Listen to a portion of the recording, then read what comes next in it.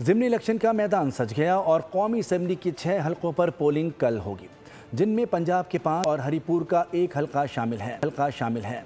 नून league के ticket holders का आज़ाद उम्मीदवारों से मुकाबला होगा, जबकि डीजी खान में इत्तेहादी जमातें ही आमने सामने होंगी और नून लीग के कादिर खोसा और पीपल्स पार्टी के दोस्त मोहम्मद खोसा में टाकरा होगा।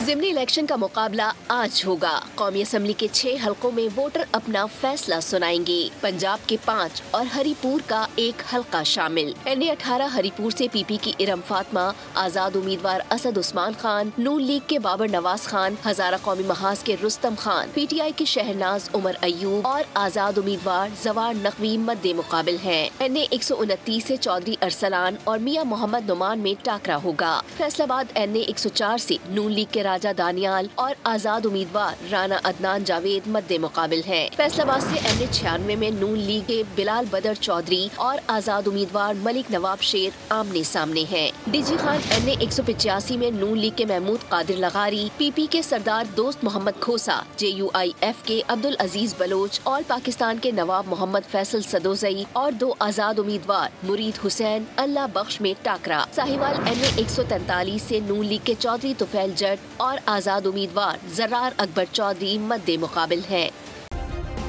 सब्सक्राइब करें और बेल दबाएं ताकि कोई खबर रह न जाए।